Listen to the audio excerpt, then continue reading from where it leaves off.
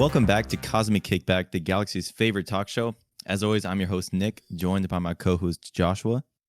Hello, everyone. It's good to be back. It's good to be back. We took a little break last week. You know, Josh had some homework.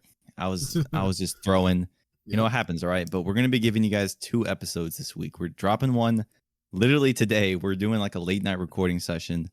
And then we're going to be dropping a Halloween episode the next day. We're going to be doing Smile 2. Yes, sir. And Nick, a little bit of fun Halloween festivities. Yeah, Nick, go ahead and tell everybody what time it is. What time? Right now, it's 1:06 in the morning. Jesus, bro. So this is I don't know how long this is gonna be, but we're gonna do this and then Smile 2 right after. So we're gonna lock in. Let's just get right into the news, Nick. Yeah. Before we get into the news, if you want to just see our review of Rebel Ridge, that's what we're going to be talking about today. Oh, yeah. You can skip to it, or if you want to be informed, if you want to be an active movie lover and get all this awesome news we're about to tell you, we're going to put timestamps. But we're just going to blow through this because we got a lot of Marvel news, a lot of shit to get through. I agree. There are timestamps, and then also I thought you were going to promote this. It would have been a perfect segue, so I'm going to do it for you. Okay. Our Letterboxd is down in the description below where we already have a review posted of this. Yeah.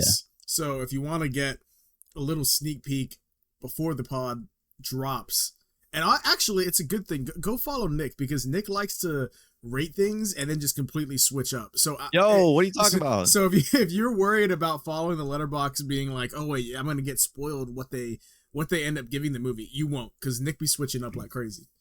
Hey, I didn't switch up for Trap though. 5 stars. Well, actually, yeah, you're right. Okay, let's get into the first piece of news. This is an easy one. Alien Romulus is said that it's getting a sequel with Kaylee Spaney and David Johnson returning. I am not sure if Fade Alvarez is returning, but that's all we know. I mean, he better. I mean, I don't know. Unless he really is invested in these characters and it was like, you know, it was fun doing the first one. Let's do another. I could see him coming back, but he seems like the director that kind of is one and done. Like, oh, I did it. Now I can move on. Like, let me pass the torch to somebody else. Actually, never mind. He did Don't Breathe too. I just fucking forgot about that. Did not see that shit. Did not see that shit. I didn't either. And doesn't the sequel make the old guy a good guy? Like, how the fuck are you gonna redeem that dude, bro? Dude, he was unredeemable in the first one. Like, I haven't seen it, so I don't know. But I was gonna say I'm pretty sure that Fade? Fede? Yeah. Fede Alvarez. My bad. I'm pretty sure that Alvarez, didn't he say he was like interested in potentially co-directing an Alien versus Predator movie? Honestly, if that's what this sequel is, that'd be kind of cool. Or even just a movie with these same characters. I'm down for it. I don't think that's what this sequel is, but I don't know if you saw this, Nick. And if you didn't, then you did a bad job finding the news, my brother. Oh shit! I'm sorry. But I was gonna say, I think I saw something right after, like I saw Alien and Predator news so I think next year apparently there are 2 Predator movies coming out. One of them is called Badlands. I think this is all off memory, so like this could be potentially misinformation. So take this with a grain of salt, or Nick can open Twitter while no. Well, I remember hearing about that. Okay, keep talking and I'll pull up Twitter. Yeah. Okay, so Badlands is coming out, and then there's another one which I think is untitled at the moment. But I did hear, this could just be rumors, you know, but we already heard Fede Alvarez say he'd be down to co-direct a new Alien versus Predator, and I think he was talking about co-directing with whoever directed the movie Prey that came out like a year or 2 ago, which I really enjoyed. But I think there was recent news that came out that said something along the lines of a new Alien versus Predator movie is in development. But Nick will let us know for sure because he's currently researching. Nick, have you found anything? Yeah, so we are getting Predator Badlands, and that's going to be by Dan Trachtenberg, who did Prey. So it seems like either his direct sequel or not a sequel, but of just another Predator movie set in another era. I think that one's going to be in the future, sometime in the distant future. That's all I've heard about it. But this was 4 days ago. So people are saying that he has a secret new Predator movie coming to stream on Hulu. So I don't know if this potentially could be an Alien versus Predator movie. He's already working on the Badlands one. I mean, 2 at once. Pause. I don't know. Chill. Yeah. Well, speaking of all that, I just found, according to the Hollywood Reporter, it says a new Alien versus Predator movie will, quote, probably happen. Hey, I mean, people have been asking for it. I think both franchises are. I mean, they're. I don't want to say they're back at like the top of their game because the originals, the classics, like those will always stand as like one of the best. But I think there's a revival going on, and if we got that and it's done well, like I said, I already said it, I'll be there for it. If it's on streaming, that's cool. If it gets a small theatrical release, I might even appreciate that more because Prey should have gotten the theatrical release, I in my agree. opinion. That movie was really good. Like, bro, how are we getting shit like Megalopolis? Well, hang on. I'm not gonna knock it till I try it. Did wait? No, I don't want to bring this up right now. Yeah. But, hang on. I was just gonna. I gotta bring it up now. Okay. It's not even about the. It's not like reviewing it. It's just, I'm pretty sure I sent you, Mike, and Christian in this group chat we have, a review that someone left for the movie where they're just like going crazy over Aubrey Plaza in it. And they were like, do you know what I'm talking about? Does this sound familiar?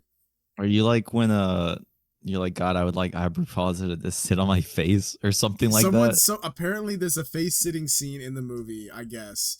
And this person was like, oh, this movie, like, this is the best thing about it. And like they just said something insane on Letterboxd, and I took a screenshot of it and sent it to them. And yeah, that's basically it. But we gotta remember to bring up that whenever we review that movie, because we're gonna have to lock in, bro. We have to be like, this is what it meant, bro.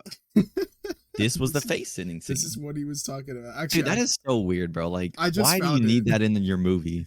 You just found it. Read it. You want read me it. to read it? Yeah. Okay. So Yeah, this guy, I'm look. This is on you, bro. The internet is never forgotten. This guy's username is Mike Garman. Go hit him up. Go shame this man. The only positive thing in this whole film is Aubrey. Oh my god, this is fucking graphic. Okay, get ready for graphic. We cuss on this show, you know. Yes. So just get ready. This only positive thing in this whole film is Aubrey Plaza's little titties on full display, falling out of her sheer nightgown. Another shining moment was when she was sitting on Shia LaBeouf's face as he gobbled that pussy up. Dude, what? That was his review for the movie, publicly on Letterboxd. Cannot possibly happen in the movie. I mean, we're gonna find out. I mean, maybe Francis Ford Coppola just like got horny as fuck. It was like, hey, man, I gotta do a rewrite real quick. Dude's a freak, bro. It's fucking insane. I mean, it's insane that's your review for the movie, bro. Like, what insight you have on the film. I know it's either like you give a detailed ass review or like a funny one liner, but I don't even know what to call that, bro. I've never seen. So I've seen people be like, oh, like this person's hot, but this person is just going insane on it, bro. Dude, yeah, that's crazy. All right, well, I don't even know how we got to this, Nick. What's the? Oh, we were talking about Alien. Yeah, well, you brought up Megalopolis. My fault. I brought it up because I said that Prey should have got my fault. My fault. That's on you. You know what? If y'all are listening and that brought you some kind of laughter, you're welcome. But if not, I'm sorry. 10 minutes in, and we're not even 10 minutes, just short of it, and we're already off the rails. Jesus, bro. All right. Next piece of news. We're going to be going over Marvel's entire TV slate. All of the shows that are going to be coming to streaming. We have one coming this December next month. Yep. Or I'm sorry, in 2 months, and then the rest are next year. Fresh, like this legit was released. Like this slate and a little trailer that is kind of like a montage of everything was dropped. I think like 2 or 3 hours ago as we're filming this. Like this is fresh. Yeah, this is pretty fresh news. Yeah. So, first thing on the slate, we got What If Season 3. It's coming out December 22nd. I had not seen the second season, though I really did enjoy the first one. I just got to find the time to sit down and watch it. I think they're all really well, like kind of, I guess, anthology or like little serialized episodes. I thought the first season was fun. I'm glad that they're on the third one. Yeah, I mean, I think I began to warm up to the animation style because I think when I first saw it, it was like a little weird. Like I was like, it looks good in some shots and kind of weird in other shots. Yeah. So I think I've kind of warmed up to it now. I do remember season 1, this is, people might have liked this. My biggest complaint was I actually wish that for the entirety of the season they were all more anthology based, like they all were kind of like isolated episodes, Hmm. but they all have like a final episode where a lot of the heroes from different universes that you've seen in the season, they all team up at the end to fight like a version of Ultron that got the Infinity Stone or the Dude, he's Infinity OP Gauntlet. as shit in He that. is, yeah. That's That fucking scary. that one is cool, but I mean, I don't know why I'm hating on it. I guess it is kind of cool. It's just like, I don't know. Like I want things to be like closed in on themselves, I guess, because it's kind of like you could do like anything when you have a what if show. Like it's literally like you can just go crazy, and it feels like some of them aren't that crazy. You know what I mean? Like I think I haven't seen all of season 2, but I think for me season 1 was fun, but like one of them was literally just like Captain Marvel and Thor fighting, which is like, okay, like I guess that's kind of interesting, but like that's not that crazy. You know what I mean? Like the zombie episode was, a pretty big That was change. fucking cool. You Yeah, know, that was creative. yeah. But anyway, I digress. Season 3, I'll probably watch it at some point. That's cool. It comes out pretty soon. I I feel know, like nice season 2 little just came Christmas out. treat. Yeah. I know. I feel like it wasn't a while ago. Maybe it was last year. Yeah. Moving on to the slate, we got Your Friendly Neighborhood Spider-Man. This is an animated series. It's dropping January 25th. I'm looking into this. I saw a couple of teasers, but one thing that's actually intriguing me is the premise of this is it's going to be following Peter Parker's origin of his early days of being Spider-Man, but this is going to be an alternate reality where Norman Osborn is going to be his mentor instead of Tony Stark. I So I agree. think that's a pretty interesting take. I'm not going to lie. So, did you watch the trailer, Nick? For this one, or like the little snippet The that's cut little together? snippet, like they show, it has all the little looks at all Yeah, the these little shows. shows. Yeah, I caught There's that. like a 10-second clip of this show. Did I you see like the it? animation style. It looks pretty cool. It looks cool. Um, it is just like a 10-second clip, if that. So I can't judge it that hard. But it looked a little, to me, a little weird at first. Like maybe when I'm watching the full episode in, from start to finish, it'll kind of like not have that same look. But for me, it was kind of jarring. I guess it just seemed like the frame rate or something looked kind of weird. But I don't know.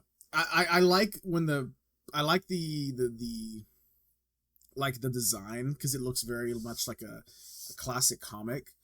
It's Hmm. just like seeing it in motion looked a little weird, but I'm sure when I'm watching a full episode, I'll just like forget that feeling. It'll kind of become smooth as I go through it.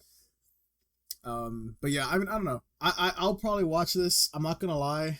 I'm a little disappointed because when this was first announced a couple years back, it was announced as a like a prequel to Homecoming. So it was Hmm. set in the main MCU timeline, and I was like, like I think at the time we'd only gotten like I don't think No Way Home had came out yet.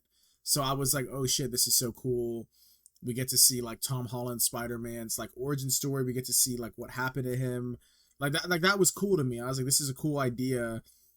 Like because we didn't get to see that, and it's kind of cool. Like I feel like there's a lot of creativity you can do in that. But then they just I think they just were like, you know what, like who cares, like let's do a different dimension so we can just go crazy and use any villains and not have to be confined to because the main MCU timeline, I'm sure there's like a lot of stuff that they're like everything has to be approved because they're like, oh well, we're planning on using this villain, so you can't use him, and oh, we don't have an actor cast yet, so we don't know how to draw them yet. You know what I mean? It was probably Yeah. that was probably the issue. So they probably were like, you know what, like just make it a multiverse thing. Yeah. I mean, it would have been cool if it was set like it's Tom Holland's character and we just Mm-hmm. got it in the form of an animated show. I feel like Yeah, that would have been really cool. that's what it was gonna be. I mean, I would have liked that idea. And looking at the trailer, I'm looking at it again now. Like, yeah, it does look a little choppy. I don't know if this is maybe more aims towards like a younger audience, even though anyone should be able to enjoy like a Yeah, show like this. But yeah, I think my interest for this did kind of wane when I'm seeing the finished product. Yeah, I But mean, it we'll could come see. out. It could be, yeah, it could be fucking gas. It could be like Yeah, Moonlight, because I'm not. Moon Knight. Yeah, I'm not gonna lie. Like the fact that something isn't in the main MCU timeline doesn't mean it's gonna be bad off rip. It's just like because it was marketed that originally, I was hyped for that. So now, like switching gears, I'm like, okay, well now Yeah, you're gonna have to get me back on the train. yeah. People's expectations were set somewhere. Yeah, but anyway, what's next on the releases? All right, next is, bro, this is probably the absolute most fire show we're gonna get out of this whole lineup. Daredevil Born Again is dropping March 4th. Oh, dude, this is the one that I've been waiting. Like, this is insane to me that we're getting this. I thought we would never see Charlie Cox, John Bernthal, and like everyone else back as their Vincent D'Onofrio, oh my like, God. come on, bro, dude, I didn't they thought get this the was OG dead. Peggy and Karen? They did. They're all back, bro. Dude, Karen, I'm gonna say it, bro. Karen a baddie. No, I'm just kidding. Bro, I crushed on her when I watched the OG show. Like, Dude, I swear there's it. one scene where like Daredevil and her like about to kiss and it's raining and shit. And I was like, yeah. yo, this dude was childhood crush. Hey, chill. Dude, don't tell Mike that because Mike said he absolutely hates Karen for some reason. What? Bro, we got to review the shit. I can get she could be annoying. Like, she kind of self-inserted herself, but she's a cool character, bro. I mean, she didn't really self-insert her. I mean, maybe in a later season. I honestly, I'm gonna say this right now. I haven't seen season 3 of the original Netflix Daredevil. Me neither. I stopped at season 2. Okay, cool. I heard season 3 is gas, so don't worry. Yeah, I've heard they're all good. So like, I really need to get locked in and catch up because even though this is made by new people now, I'm glad they did this because apparently when this was originally in production, like I think they were actually like this was like completely overhauled. Like they fired the old people and brought in a new team because they originally were gonna go with like I guess a soft reboot or maybe even a multiverse Daredevil where it's like, oh, like he looks the same but he's not the exact same from the Netflix show, like something like that, like a soft reboot. Yeah, because we saw him in No Way Home. We got a little cameo, which was cool, dude. That made me cream. Oh my God, yeah, that was fucking crazy, bro. Just the fact that they were like, yeah, let's get him on, let's set him that he exists, let's give him his flowers, like, dude. The cheering, oh my God, bro, like, dude. Oh man. Anyway, they originally this show was gonna be like a soft reboot, like they were gonna recast. I think they were only gonna bring back Charlie Cox and Vincent D'Onofrio, maybe John Bernthal. I don't know if that's confirmed or not. I know those two, Charlie Cox and Vincent D'Onofrio, were confirmed. From what I remember, though, Karen Page was recast, Elektra was recast. No, what's her name? No, I'm just kidding. Said Karen, and then also like Kingpin's like wife. What's her name? I can't remember. Oh, Vanessa. Yeah, Vanessa. Yeah, that bothered me. Yeah, she was also recast. Like everybody was recast, like all the supporting characters. So everybody was like, "Oh, this is like Marvel's new Daredevil," and I guess it didn't test well with test audiences, because that show is just like so. I mean, they did so good. Yeah. So dude, the action in that is like unmatched. Like I think really that is definitely what the standard should be in like fight scenes. I'm hoping that that's what the Thunderbolts is going to be. Oh yeah. But I'm really glad that they switched gears and they were like, you know what? Let's make Daredevil season 1 through 3 canon to the MCU and let's just full on confirm, like, you know what? Yeah, he is in the main MCU. Like he always has been. So like, thank God, because I mean, even from the beginning, I remember they talked about they always, the only thing they ever talked about was like they're like, oh, the incident, and it was just like, oh, there'd be a newspaper with like the fucking Chitauri aliens from Avengers, Yeah, that's like the only thing that really ever crossed over. But like, I mean, just thank God they're doing this, bro, because like this show, it's not even the fact that it's in the MCU confirmed for me. Like that's cool because like I can think of like the possibilities of him like meeting up with Spider-Man in a future movie or something. That'd be insane. But like just the fact that it's connected back to the Netflix show because it was that good to where it's like, oh my God, we're actually like going back into this world. Like now they just need to stick like they have the easiest layup right now. All they had to do was just lock the fuck in with a good story now. and the action sequences, that's like what I need to be like on par. I agree. I think even in the little snippet trailer we got, Kingpin and Daredevil, they share a couple words. I don't know if this is Kingpin talking to Daredevil, but he's like, "Oh, it's been some time. Like it's been a while since we've seen each other." I'm glad they went this direction, bro. It just makes sense. Like you have supporting characters that people already love and are connected to. You have an audience that's already fans of this show that's pre-existed. Like, why just scrap all that and start from the beginning when you have something to build off of? Yeah, I'm gonna You can have keep to the momentum going. I agree. I'm gonna have to, what's it called? Watch Echo, because I think apparently Kingpin is in Echo. Oh shit, I forgot that came out. I still haven't. That came out like last year, bro. Jeez, I'm sorry, Echo. I think it's only like 5 or 6 episodes, so that should be a quick watch. Hopefully, it's at least halfway decent. I don't think I've heard anything from that show. Like, I don't think I heard people hating on it, and I don't think I heard people praising it. So it's probably just all right. It's all right. It's all right. So I don't know. We'll see. But anyway, this is probably from this slate my most anticipated. Okay, I absolutely agree. Because moving on, we got Ironheart coming out in summer, June 24th. All right, right after we got the least anticipated. No, I'm kidding. Dude, I'm kidding. I said maybe. No, I mean for real. I said this before we started recording. I was like, Ironheart, while is probably a cool hero on her own, I think that she took so much away from the last Black Panther movie we got. Like, it was just such a shoehorned in part. Like, I understand that they needed her for the plot and stuff, but also, like, we didn't really need her.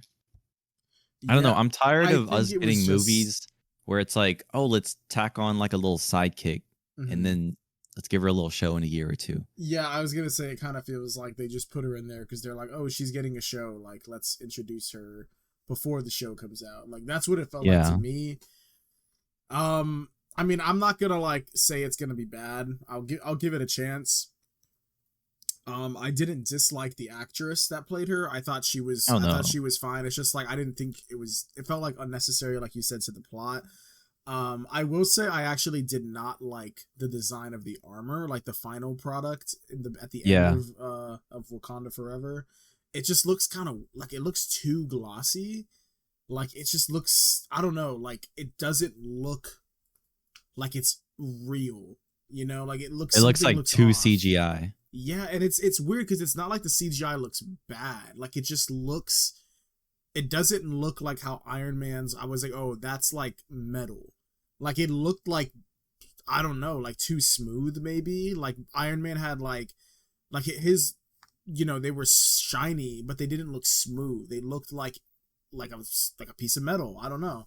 Yeah, it reflected light differently. Like it looked real, like tangible. You could touch it. I don't know. I think they'll probably learn from that because I think that was a common complaint a lot of people had. They didn't like the way the final suit looked, and I think they knew that because at the end I think Wakanda, like Shuri, I think she says like, oh, I can't let you leave with the suit, so like here's your car back, I rebuilt it or something like that. Sucks. So she takes the suit back because I think it's made of vibranium or something.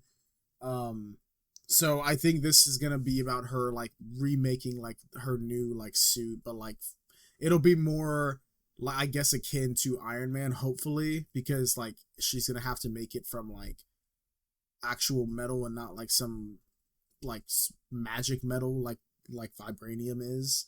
Yeah, she'll kind of have to start from the bottom again. Yeah, so I mean, I'll watch it, but I'm not gonna lie, I'm not really interested in it. I mean, the footage we get, it does look like that's what she's doing, and then we do get a little bit of quick glances at her new suit, and it does, in my opinion, it looks a little bit better than the other one, but I won't know for sure until I see it in action, you know?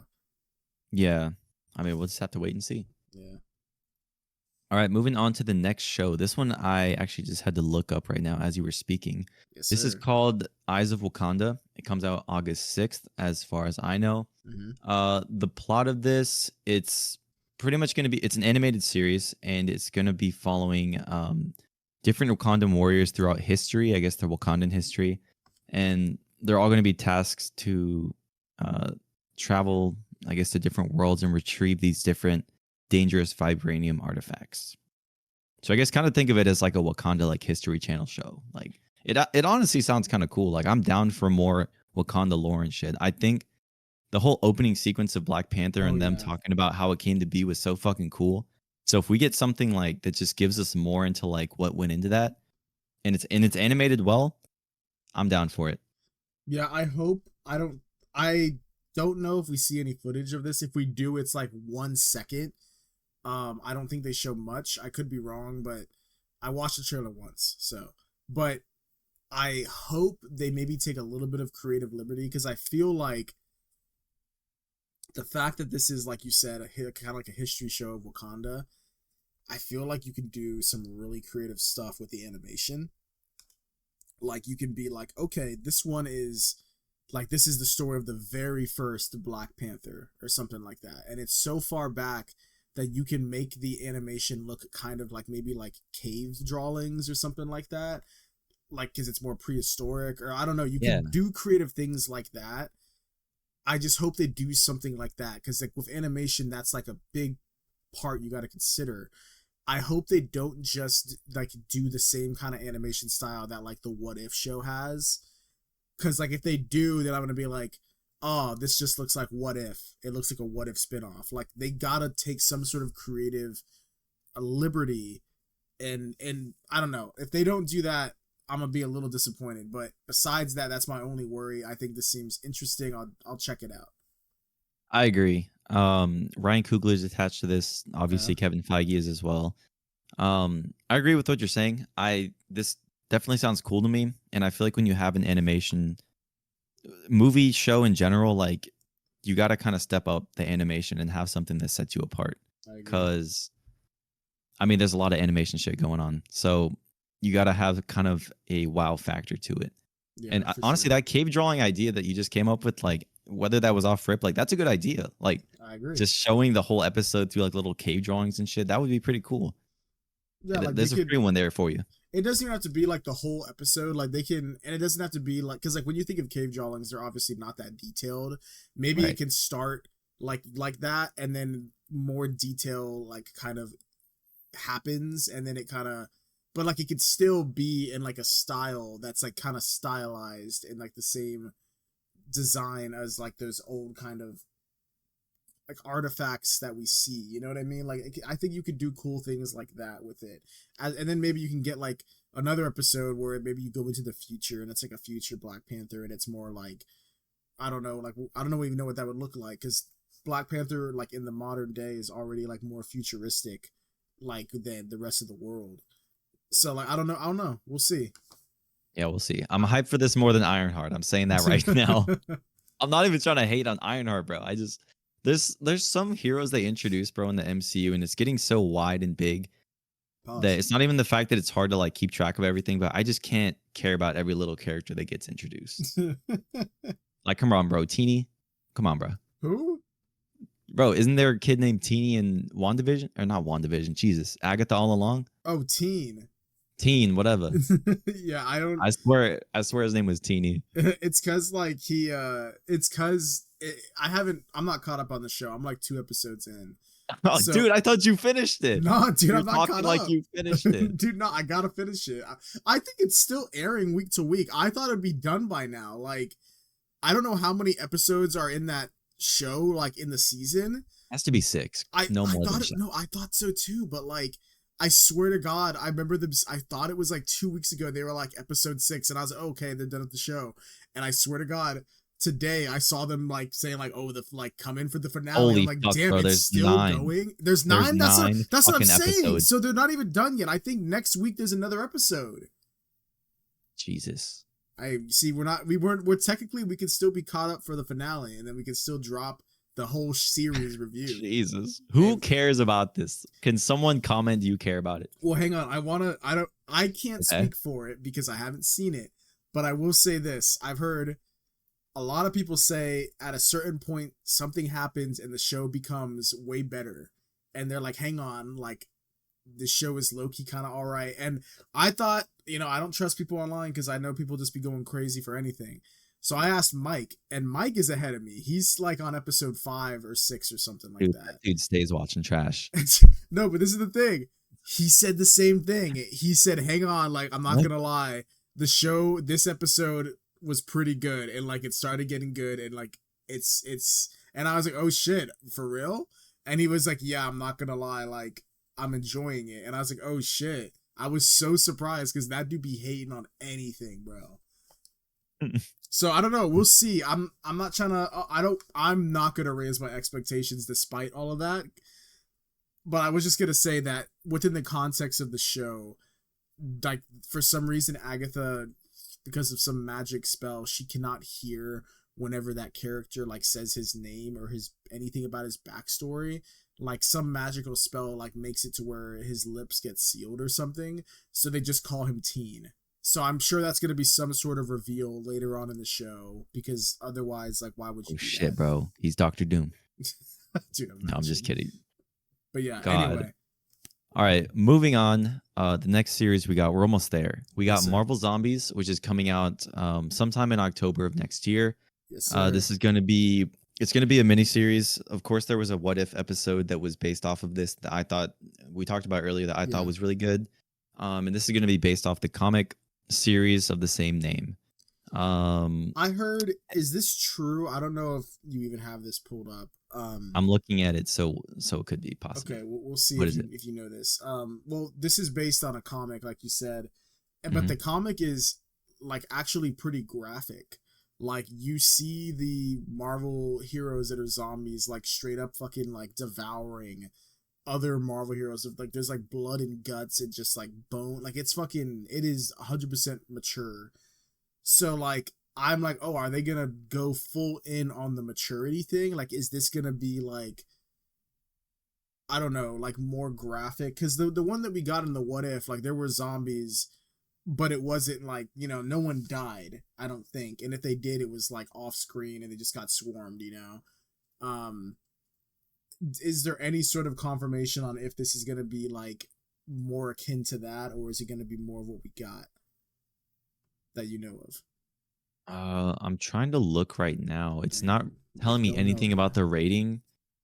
I mean, I would hope that it was more like R-rated because actually, hold on. I'm reading something right now. Okay. This is an article. This is from March, so this could be outdated, but a writer from the From what? Hello? Oh no. rating. They start on a positive note with X-Men 97, blah blah blah. Wait, Nick, you cut out for like a good 5 seconds, my brother. Oh, my fault. Pretty much. Okay, I said this article from the Collider. The headline is that Marvel Zombies is not going to have a kid-friendly rating.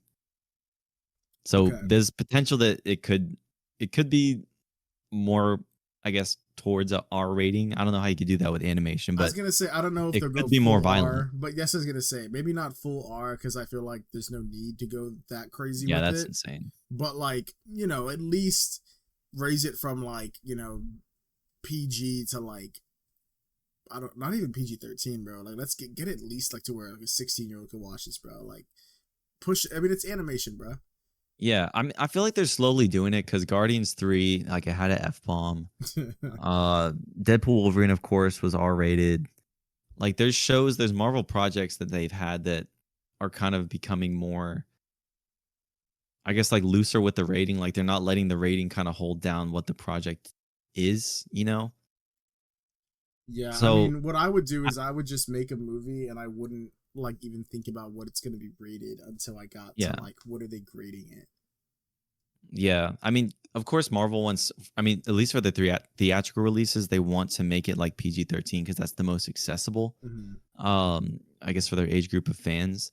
But if this is an animated show and is coming to streaming, I don't see why you would just kind of up the violence a bit more. Yeah, exactly.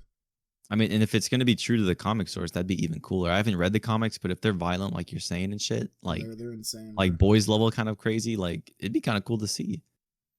Yeah, so I guess we'll I'm intrigued if they do something like that.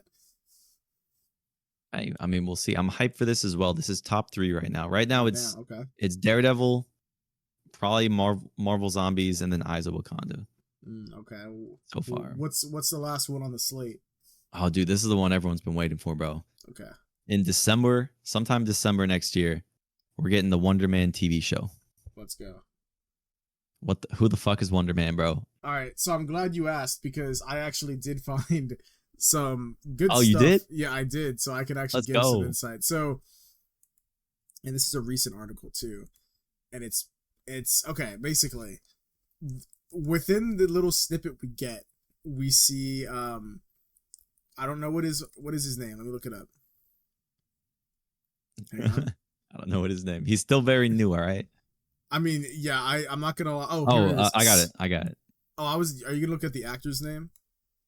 Yeah. Is that who you were asking? I was gonna talk about the character. The character's name is Simon Williams, but what's the actor who's playing him?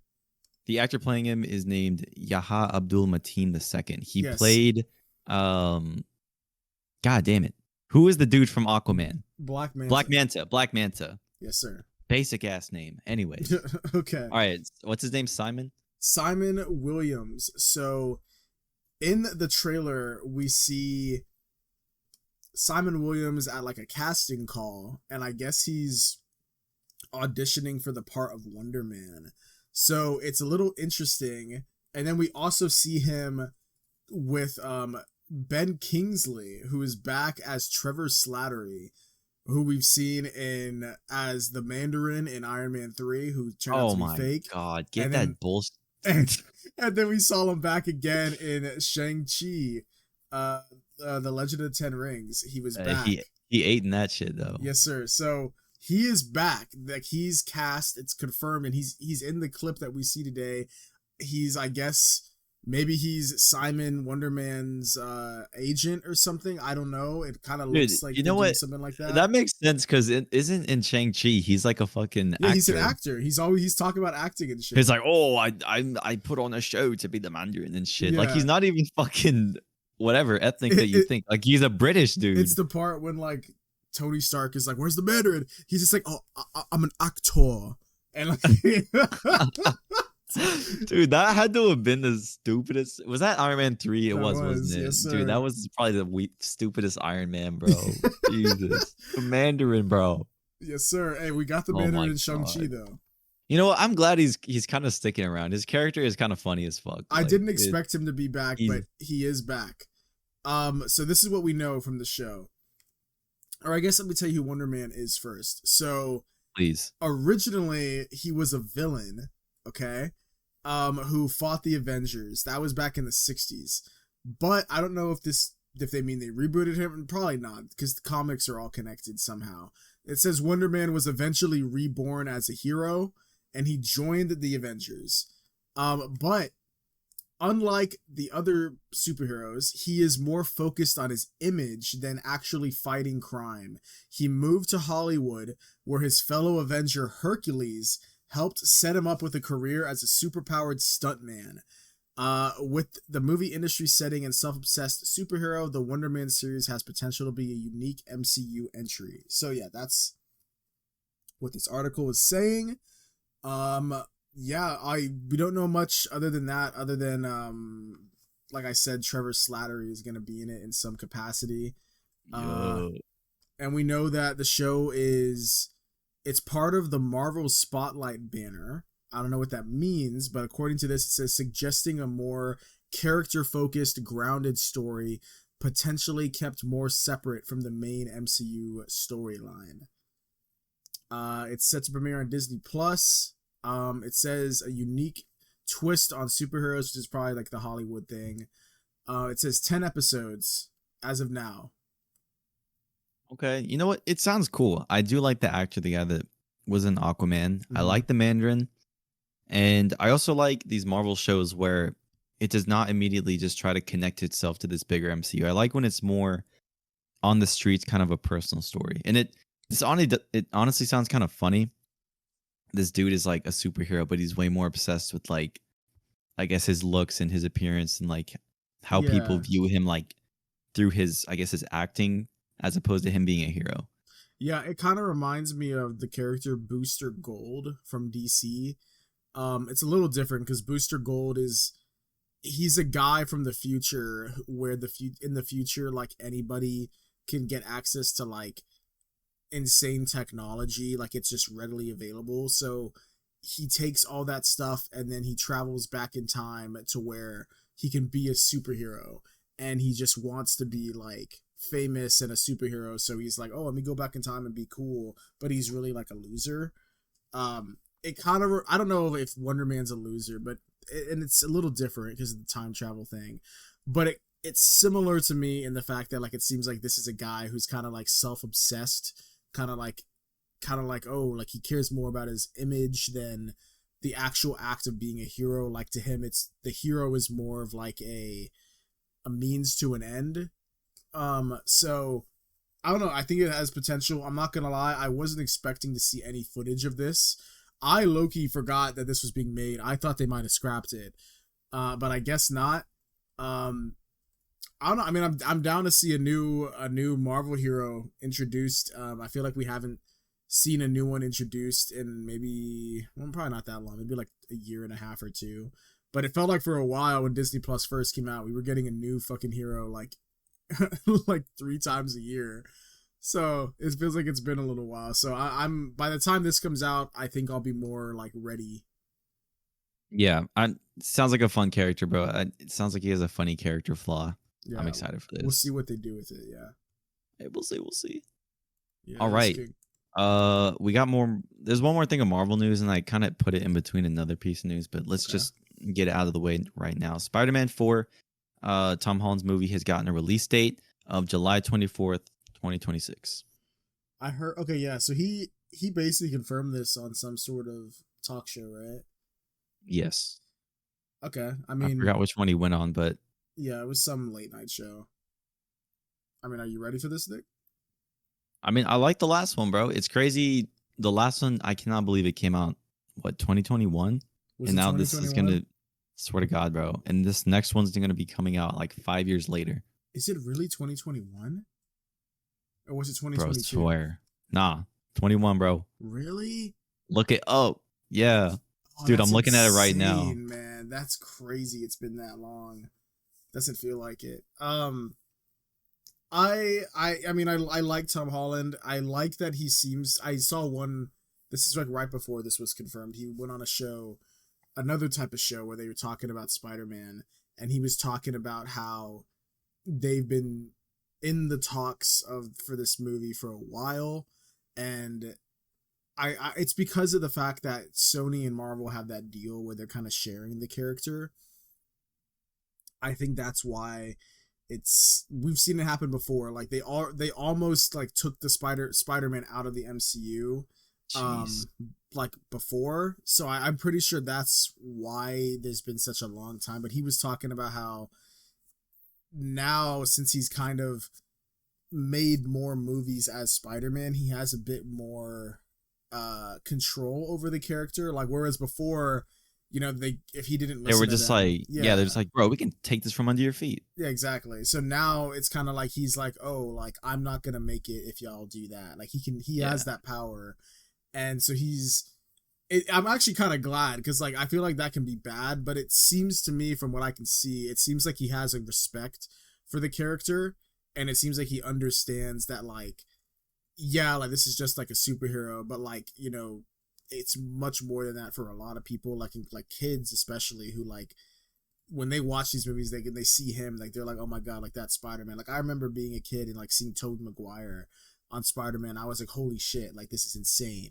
You know what I mean? Like, and I think he is I think he's not. I mean, he's not dumb, bro. Like he sees that Sony's making dog shit over with their non-Spider-Man universe. And I think he's like, holy shit, Sony is gonna put me in that. Like, if they like, no, like, please. Yeah, like I genuinely think he would be like, no, I'm not gonna be in that. I'm not signing on to do that. If so, I think that's why like it took so long, because I think Sony is like, well, fuck, like if he's not gonna do it, what are we gonna do? And I think he's like, oh, like let's make a deal, like how this is gonna work. So I have faith because he talked at length about that. So I have faith that they're gonna do it right. I'm excited. My only thing, and this is actually more on the MCU, like Marvel Studios, than like Sony, I'm worried that they might make it too big. Like I think the last one was such a big multiversal thing, and we're already going into like this phase is almost done. Like we're like halfway through, you know, we're about to enter like the next Avengers movies, like in the next 2-3 years, and Fuck. it feels like they're not even really set up yet. You know what I mean? Like No, what the fuck's been happening? it's because the Kang thing, bro. It's because Jonathan Majors got canceled, so like they had to reset the whole thing, and like now they're like, well, fuck, I guess we're doing Doctor Doom now.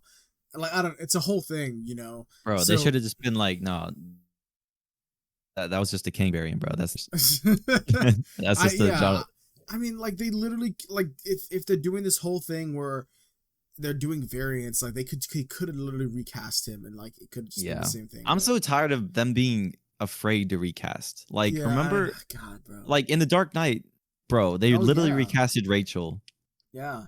and like people are fine with it. Like it happens all the time. They recast.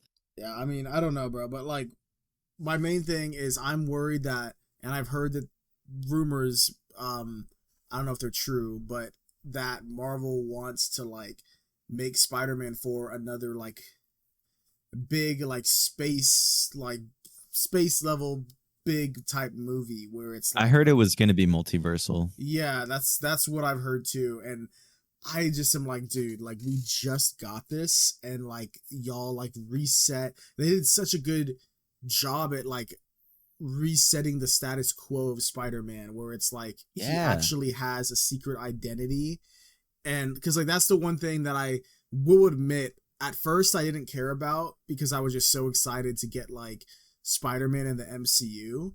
Like I never thought that would happen, and so I didn't mind like, you know, him revealing his identity to Iron Man, but like by a couple movies, like everyone fucking knew who he was, like, and it's just it was like cool, but like I began to be like, okay, like Spider-Man, like in the comics and like in all the other media, is like he doesn't reveal his identity to everybody, you know, like even other heroes. So I was a little like, I don't know, like I can understand how some people are pretty against that. So the fact that they reset it so perfectly, and they're like, they got him, they took away all the money, because that was the other thing. He's like supposed to be a poor kid from Queens. I know his life sucks. He's fucking broke. His aunt's dead. No, like they do, no, they really fucking shit on him, bro. And like the fact that they did all that, and then he made a homemade suit. They ditched all of the upgrades that Iron Man gave him. Like those were cool. I didn't mind them for like that version. But like the fact that they set everything up, and now we're like, holy shit, we're in the perfect setup for Spider-Man finally in New York City, because he's in all his movies, he's been there, but not really. Like we haven't really seen him in like swinging through the city. You know what I mean? Like maybe like a little bit, but not really. Like we're ready. We were set up perfectly. So if they just immediately go to some fucking multiversal thing, like I'm like, dude, like I don't want that. You know what I mean? Like, I don't mind if, I mean, of course, Spider-Man's gonna be in the Avengers movies that they're doing. So if he's already gonna be in those fucking multiversal things, then why not give him like one grounded thing before all fucking hell breaks loose?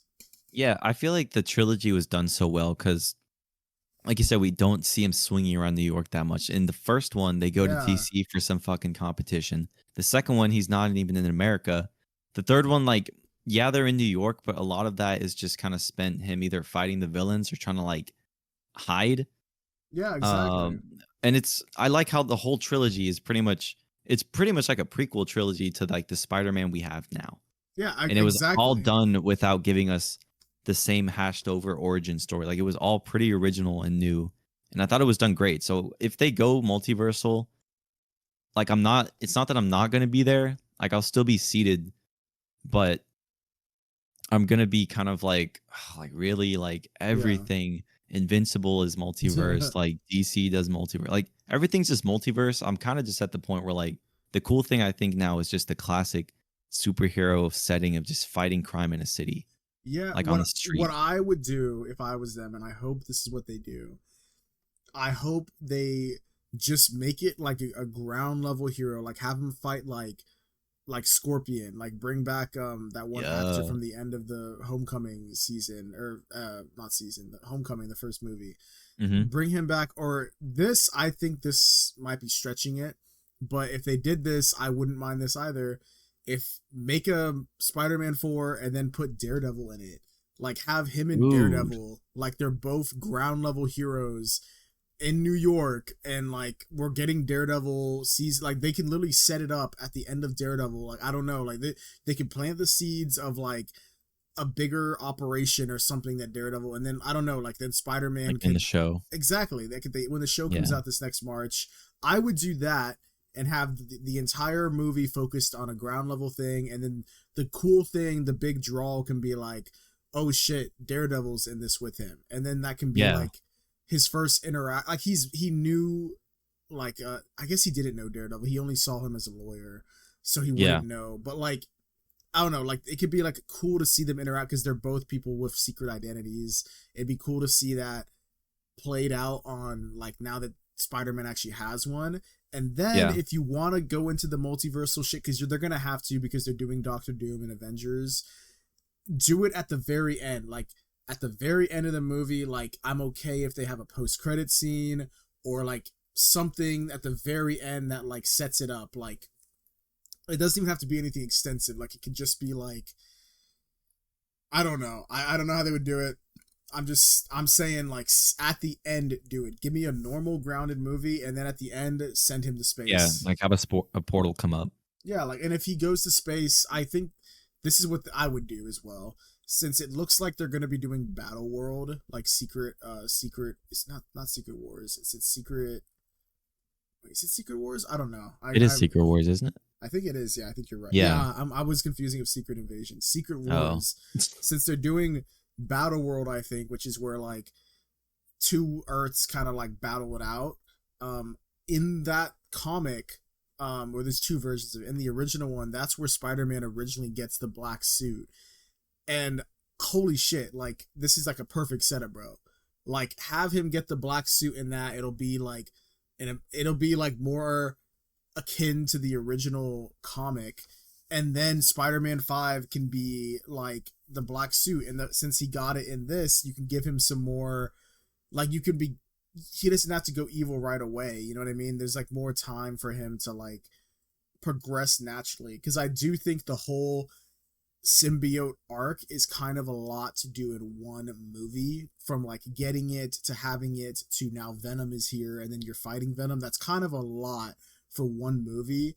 I think this would work better if it's like, okay, he gets it in Avengers and then you see that play out, and then now when you see him again, he's had it for a while and now you see him get rid of it, and you know, like it's stretched out over more build time. up to it. Exactly. That's what I would do. Regardless though, I am excited for this movie. I agree. Bro, you're smart, dog. They got to get you in the offices. Like you're hire me, literally giving them the fucking blueprint. These dudes are probably sweating bullets just thinking like, how the fuck are we going to make this movie, bro? How are we going to connect it to all these movies? God, bro. Jeez. I am excited for that as well. I will be seated. I'm hyped for Spider-Man. I love Tom Holland. Well, all right, moving on. We got two more pieces of news, and we'll finally get to the review. I feel like all we've been talking about is Marvel, bro. All right, this is a quick one. Yeah, let me say it, Nick. Scary Movie 6 is being made, and the Wayans brothers are back, finally. Let's go. They were, you know, as you know, in the original 1 and 2, and then after that, the studio kind of took it away from them, and they really should have sued them, honestly, because, like, I think, if I remember correctly, they got really fucked over by the studio, and the studio just started pumping out shit. But yeah, oh my god, I am so ready, especially if we got them back. I mean, we see what they did with the first one and the second one. I just want them to see, like, I just want them to go fucking all in, like, offend everybody. Offend me, bro. Like, I feel like these movies were just known for being out of pocket and funny as shit. Yeah, and they haven't made one in I don't know how long. So Dude, I feel like it's been a while. It has been a while. And there's been a lot of like new scary movies to come out. And I saw this is kind of funny. I wouldn't put it past them to do this. This just seems like such a good setup. The original one was heavily influenced by a lot of movies, but like the main one you remember a lot is like Scream. And they have like the thing with the like mask, like having a smile and shit like that, and the fucking tongue when they do the what's up thing. It was that shit's fucking funny. So as we know, the actual franchise of Scream has still been pumping out movies, and they recently were in the headlines because they kicked out Melissa Barrera, your cousin Nick, from the movie. Oh yeah, And, that's fucked. and Jenna Ortega was like, "Oh nah, y'all fucked. Y'all lost me too." So they lost like their two like biggest fucking stars that were like holding this franchise up. And apparently they're still making the movie without them. Like I don't know how the fuck they're gonna do that. Like that's kind of crazy to die on that hill instead of just being like, "Oh shit, we fucked up. Please come back." Yeah, Like that's insane. It was so dumb because I swear it was just because Melissa Barrera tweeted something out about like genocide in Gaza. Mm-hmm. Like she was just stating her belief. Yeah. Honestly, she was just using her free speech, and because I guess the studio was like, hold up, bro, that's a little touchy subject. They just cut her off. And I think Jenna Ortega actually made a good point on it when she talked about it. She was saying something along the lines of like, I'm not even saying like I agree with what she said. I'm just saying that like the fact that she can't have free speech without like y'all like doing this is fucking insane. She's like, I should be able to, you know, use my platform, use my own voice how I want without. And I was like, damn, thank God someone said it, because I feel like for the last 10 years or more, it's been kind of going in that direction where like studios and like people like are just really controlling what people do with their life. And it's like this whole like PR like thing where like you have to be a certain way. And I'm like, holy shit, thank God someone finally said, bro, like I just want to be my own person and like not have to get like, you know, everybody can do what they want. We don't all have to agree. And I was like, damn, bro, like someone said it. But anyway, I bring this up just because I saw someone say the Wayans brothers had the opportunity to do something so funny if they like got Melissa Barrera to be in Scary Movie 6. Holy shit. Like as a, even if it's just a gag, like a cameo, like it shouldn't have to be a main character, but like imagine, because I know she would do it because they're shitting on Scream. Like Scream is still happening. Like they could easily make a joke about how Scream, you know what I mean? Like the opportunity is there. That would be fucking funny. Honestly, I think they absolutely should. I agree. Just fucking do it. Lock in, Nick. All right. I hope I don't fucking cut out again. This last piece of news, and then we'll finally be done. Okay. So this is kind of a twofer. Okay. Cartoon Network and Toonami, which I don't know if you remember, but that was like Adult Swim's kind of like anime like sub channel. Okay. They're being integrated into Max, and there's also a new show in development from Cartoon Network that is going to be in the DC universe. I don't know if this is going to be connected to the DCU, but all we know about it is that it's going to be a comedy, and it's also going to be an anime. Yeah, what do you think about that? What show is this? It's not named. All we know is it's just an untitled Cartoon Network show that's going to be made for DC, and it's going to be a comedy anime. Interesting. It's very vague. I have not heard of this. I wonder if James Gunn said anything on this, because he's usually pretty vocal about being like, "Oh yeah, that's true," or like, "Oh no, that's not true." I mean, damn, I don't really know what to say. I guess it's kind of cool that they're going on to Max. I feel like it makes sense for Warner Bros. To just kind of have all their stuff in one thing instead of like, you know, making multiple streaming services for like more niche things. Like just put them all in one place. I really don't know what this could be then. If it's connected to the DCU, that's cool. I know James Gunn said that his plan is to have like animated shows where the actors can play themselves in live action as well. Like that's really cool. I'd like to see how that comes into fruition with Creature Commandos, because I guess we're gonna see some of them in live action. That's gonna be fully connected. Yeah, and then he also talked about like even in like games and comics, and we haven't seen that yet. But like, oh my god, if we got like, that'll be fucking crazy. That's what I'm saying. Like remember when they used to make like movie video games based on like the movie coming out? Yeah, like Spider-Man. Oh, dude, like they don't make those anymore. Like, not all of them were good, but like, I don't know, man. There was something about them that was just like, wow, like this is the movie I love, and like they would always add extra shit into it. Kind of felt like they have the main story and the villains, but like they also have in like extra people, and it was cool to see that version. You're so spoiled, man. We were, bro. Like growing up playing Spider-Man 2, and they had a Captain America, Incredible the first Hulk, Avenger. Oh my god, Incredible yeah. Hulk game. That I didn't play that game, but I did as well. Dude, you have to play that one. I don't know when I had it at one point, and it has like the Arkham. They stole the Arkham Asylum combat, but like I'm gonna give them the pass because like it's Captain America. And like fucking whooping ass, dude, it's sick as fuck, bro. Like people are coming up and I'm like doing the counters and the punching, and I can throw the shield. It's a fun game. I don't know how it holds up like compared to now game mechanics, but like I remember playing it and I was like, holy shit, this is fun.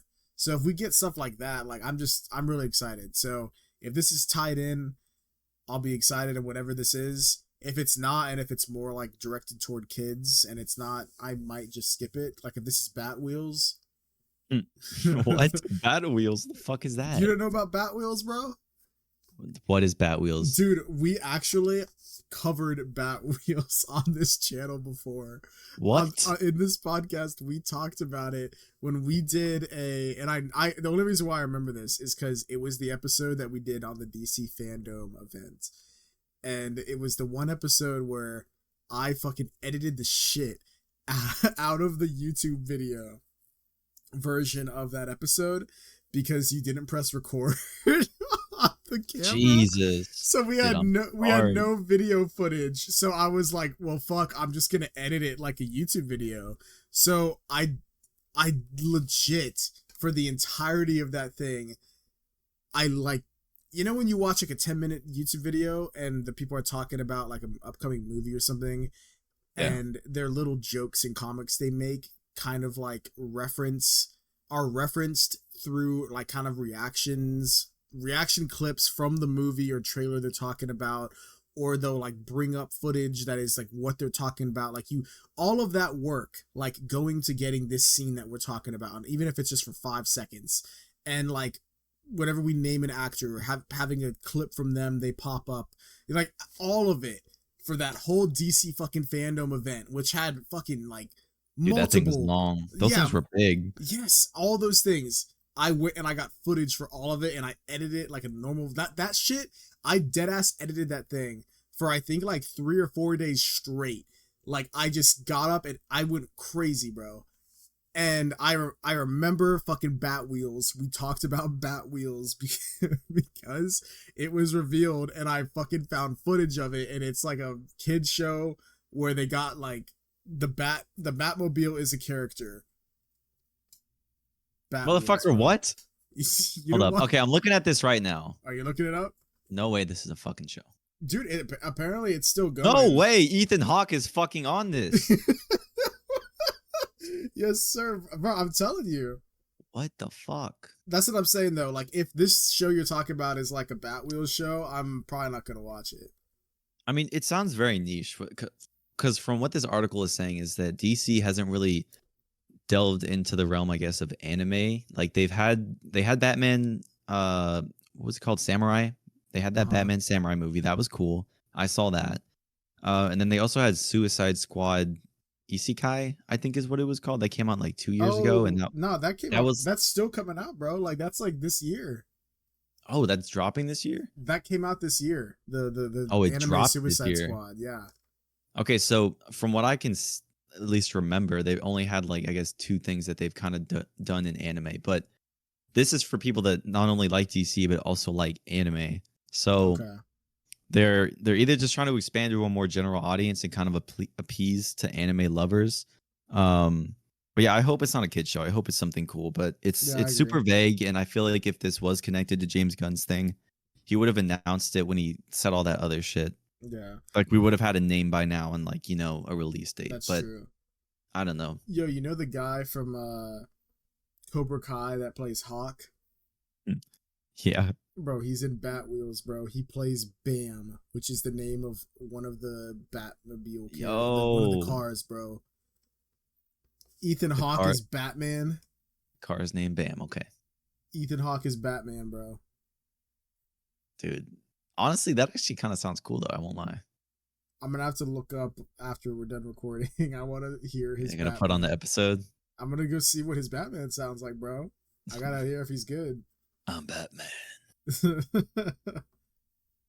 All right. Well, that is all the news. I feel like that last piece was I'm sorry, that was kind of useless. Dude, I just said there's a show in development. I mean, Cartoon Network is getting integrated into Max. That's cool because, like you said, it was separate streaming services. I think even now, if you go to Cartoon Network's site, like it just redirects you to Max. So it's cool it's getting integrated. But yeah, something's being made. It might come out sometime. Nice. We don't know what it's called. Dude, this is insane that we talked for like an hour on fucking news and we haven't even gotten to the Holy movie. shit, it's an hour? It's been an hour so far. We've been talking about fucking news, dude. All right, well, let's get this review out the way because we got to record another one. All right, so we're talking about Rebel Ridge. We're going to go full spoilers. This is on Netflix. It's a Netflix original. Let's go. Exclusive to Netflix. It has... What's the main actor's name? Aaron Pierre. Aaron Pierre, who was just cast as Green Lantern. Oh, yeah. We talked about that in, I think, the last episode that we released. Oh, yeah. So it's kind of a news before this. It also has Don Johnson, who was in Knives Out, the first one. Yes, sir. It's got Anna Sophia Robb. She was in Bridge to Terabithia. It also has David Denman. So if you guys are Office fans, I think he plays Pam's boyfriend. He was also in Brightburn. He was the fucked up dad. Oh, I thought that's who he was. Yeah, I know. He's like a bald ass fucking cop. Like they made him look totally different. Yeah. So this movie, I mean, I think we should just go full spoilers because it's been out for like maybe a month by now. It came out in September. Okay. Yeah, it's about a month. Actually, it's about to be 2 months because October's about to end. True. So yeah, this came out already. It's on Netflix. I feel like most people have access to Netflix. If not, they're for themselves. Like, you know, they still doing the password sharing thing as they should. Yep. So yeah, go watch this. If you don't want to hear any spoilers, and if you don't care, then we're just gonna go into it. Oh yeah.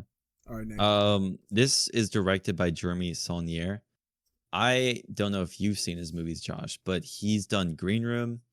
I also watched the other 2 movies of his. One's called Hold the Dark, which has Jeffrey Wright in it. And then there's another called Blue Ruin. So I've kind of seen this whole dude's filmography. You've seen and I think I even ranked it on Letterboxd. I forgot how let me pull up how I ranked it actually, because it'd be fun to kind of see how I did it. But let's see. Yeah, I have not seen. I have Green Room in my like watch list. Like I've been planning to watch it. I just haven't. I think I have Blue Ruin as well, but I have not seen them as of yet. So the way I got it ranked is I got Green Room in number 1, then followed by Rebel Ridge, Blue Ruin, and then Hold the Dark. So I'd say Rebel Ridge is, I like Green Room. I think is still just personally my favorite, but this movie is still pretty awesome. I think we talked about this when we were either just talking about this off the pod or just when we were talking about the movie, but this definitely gives like Rambo First Blood vibes. Oh yeah. You have like this kind of grizzled protagonist who's kind of just trying to make his way through town, and he gets fucking roughed up by some cops and they take his money. And it's something that can completely happen to somebody. It's called civil forfeiture. And the way I understand it is police officers can seize your assets, whether it's money or like say you have something in your possession, and if they can suspect that, you know, you're committing a crime or you possibly may, they can just take it from you, but they're not going to charge you with anything. So they pretty much take your shit and leave you. And that's exactly what happens in this, dude. I love how in the first like 3 minutes, the conflict immediately begins in this movie and it just spirals on to the rest of the film. Yeah, I agree completely. I think this one is a more like, it's a more, I guess you can say, I don't want to say realistic because like this it gets into straight on like he does some straight up superhero shit, bro. Yeah, like he's doing like Batman takedowns, like non-lethal takedowns. Holy fuck. Like, which I really like. I enjoyed the combat in this a lot. Oh yeah. Dude, that's some of the best parts of this movie. I think while it's a slow burn, like I don't think that the the pacing is ever bad. Like I said, from the first scene, we find out, this guy pretty much lost his life savings. And what he was riding his bike, he got ran off the road by a cop, and he was going to get his brother out of jail, and he just wanted to go use the rest of the money to buy a truck and just go make an honest living. But the whole plan gets fucked up. I think his brother does get killed in the movie, I think in the midway point, because he snitched. And because his bail didn't get posted in time, he pretty much gets fucking killed. And that's when Aaron Pierre's character is kind of just like, okay, like I'm not gonna let these fucking guys get away with this. Yeah. And his character is kind of terrifying. There's a scene where he goes back to the police station and he confronts Don Johnson's character, the old white dude, and he's saying like, oh yeah, like my brother died, like I tried to give you a deal. And Don Johnson's character is even like, you know what, it was a good deal, like I just didn't want to like take it from you, like I don't want to be told what to do. Like dude has an ego on him. And the way that Aaron Pierre like talks to him, he breaks down like some acronyms. I think it's PACE, like PACE. Oh, yeah. And dude, the way he delivers that scene is fucking terrifying, bro. Like, and it's weird because someone can be the protagonist, but they can still kind of be scary. They can still kind of have an edge to them. So it's, even though it's a character that you want to root for, like if I was next to this dude, like standing in line, bro, I wouldn't want to piss him off. Like he's fucking scary in this, in a good way. Yeah, I agree. I like the what was it? What I was gonna say is, I'll just use the term realistic, even though it's not really realistic. What I mean by that is, if you compare it to like First Blood, like the first Rambo, it's like the conflict is pretty much just like he gets picked up by cops and they're like, yo, like stay out of our town, bruh, like we don't want no like, and then he's just like, bro, I'm just trying to walk home.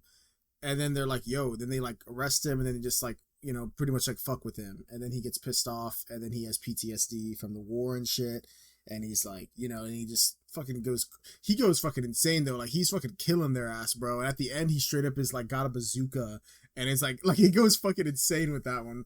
This one, it's still not realistic because of like, later on, but I like how the reason for the conflict, like you said, is something that can actually happen to people, with like how he gets ran off the road when he's on his bike and then they seize his money. And there is like a bit of like a racial stereotype where they're like, yo, like, because he's black, and they're like, yo, why do you have like $30,000 in cash? Like that's suspicious.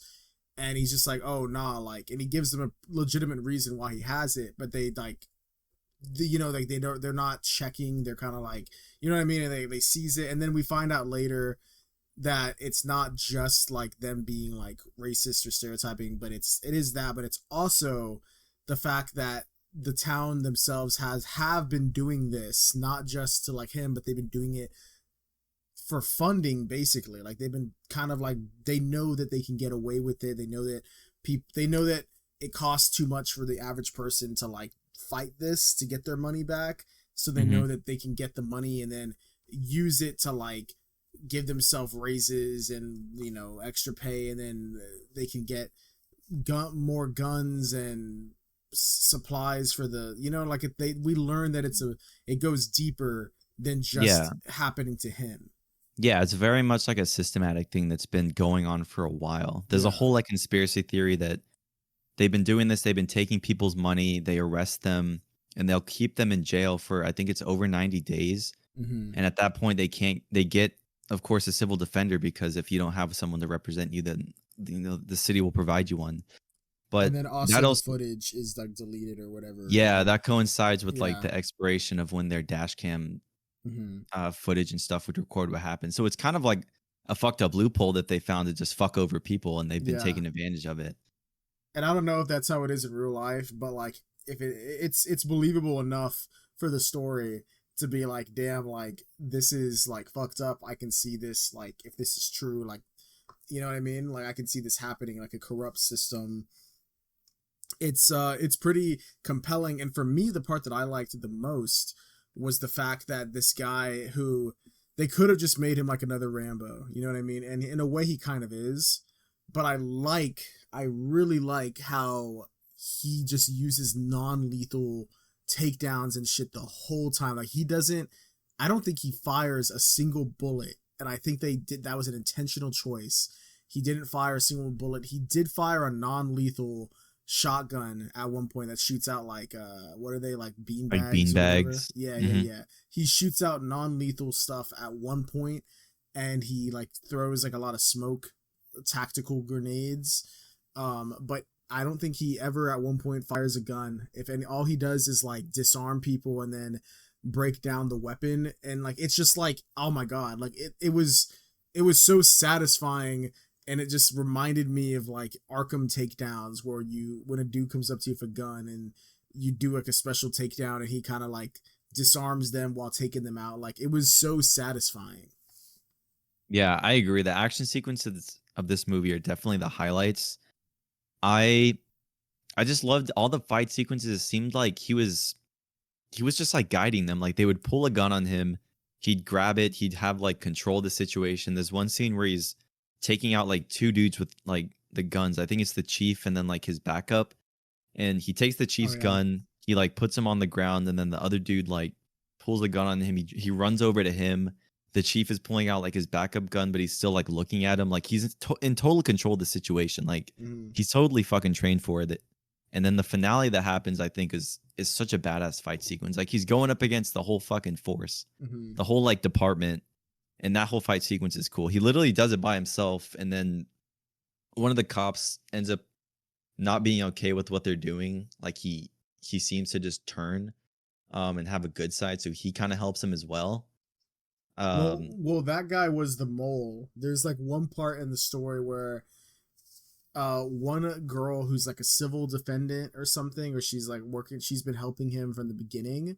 mhm. She talks about how she has like, she knows certain things because she has a friend on the inside who's kind of been like, oh, this is kind of fucked up. Like he's kind of like, he's a mole providing information, trying to take it down systematically from the inside.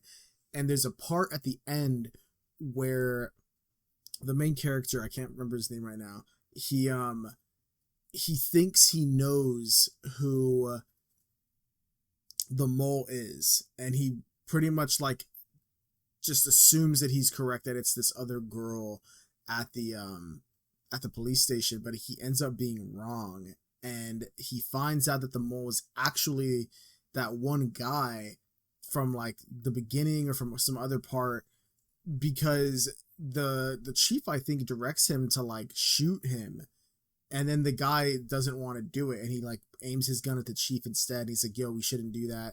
And then that's when he realizes like, oh shit, like wait, that guy's the mole. And then Yeah. he's the guy that tells him like, hey bro, like if you turn on the siren, like it not only does it record like what's happening, like it automatically like saves footage 10 minutes prior to when you press record. He's like, so if you can go press that siren on, that camera has footage of the chief shooting me and like doing this stuff, and you'll have proof.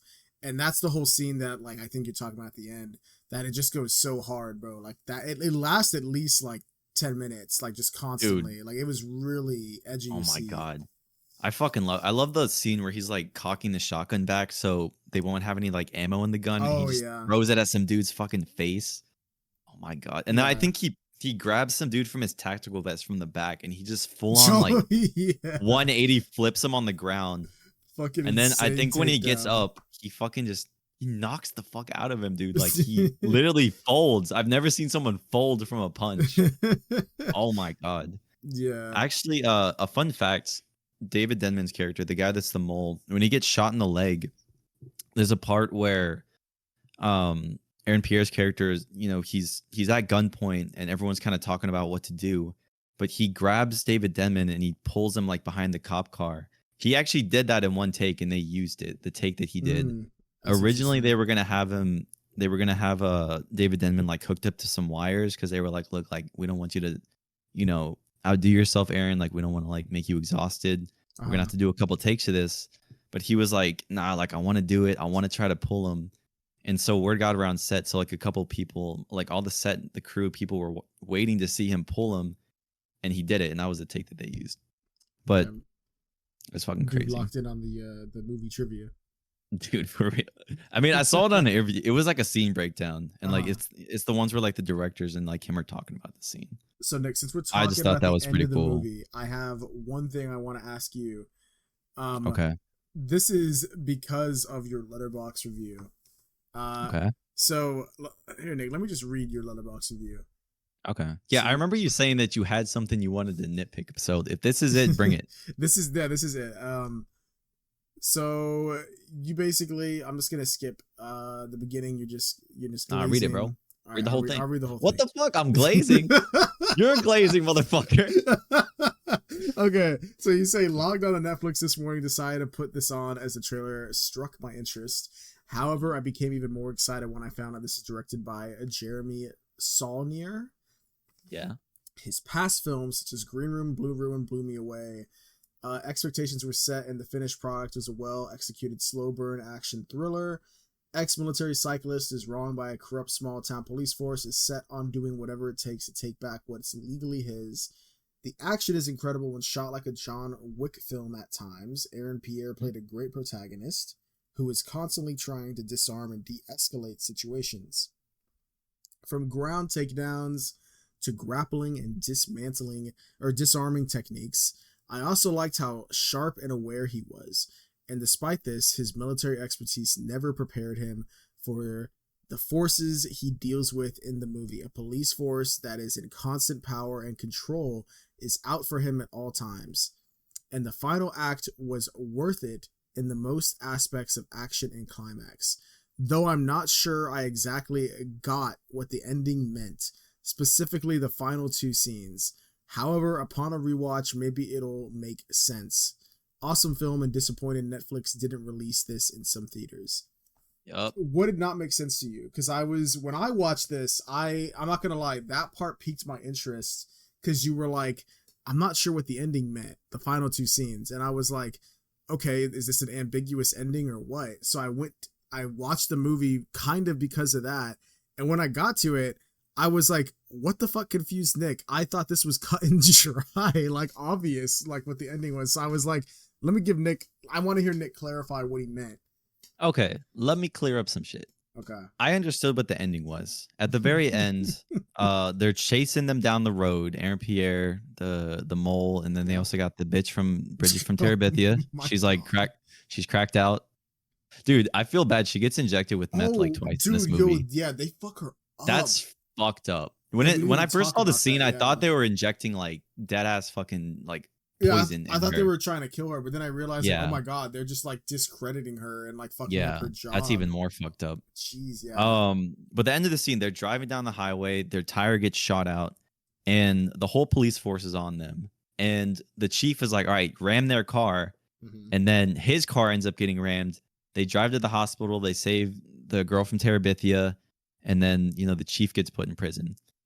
I understand that, okay, I guess they all had this kind of unanimous moment of, you know what, let's do the right thing.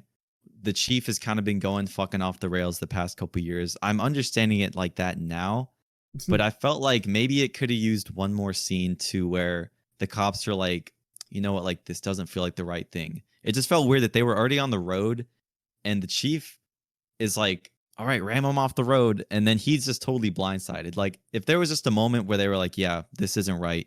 We got to do the right thing. But I guess maybe it's even more, I don't know, it fucking makes sense that they just all had this moment of, you know what, this isn't the right thing. I wasn't really confused about it. I was just kind of like, damn, it kind of came out of left field the whole movie. Everyone's fucking okay with this dude like doing this shit for so many years, and now they want it to stop because it's gone too far. Mm-hmm.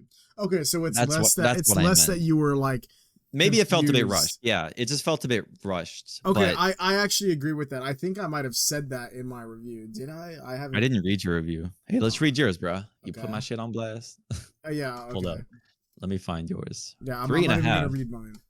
Okay. All right. You gave this 3.5 stars. Okay. You said pretty solid action film, very reminiscent of the 80s action movies, in my opinion. Reminded me of First Blood in some plot ways, but it isn't on the same level of First Blood, in my opinion. I like the idea of non-lethal takedowns when faced with fully loaded corrupt cops, and it's executed pretty well in this movie. I actually wish that there was more of it, and the ending came a bit out of left field, though. but overall pretty solid. Okay, Okay. yeah. So I did. I figured. Okay, so if that's what you meant, then okay, yeah, I agree with you. I like the movie. I that's probably my biggest complaint, I would say. It just feels like you said, these cops have all been cool with this for so long, and up to this point, I mean, we literally like there's literally a scene at one point, and I this part is in the trailer actually, I think, but I had forgotten about it, and so when it happened, like it kind of like I was like, oh my god, it's the part where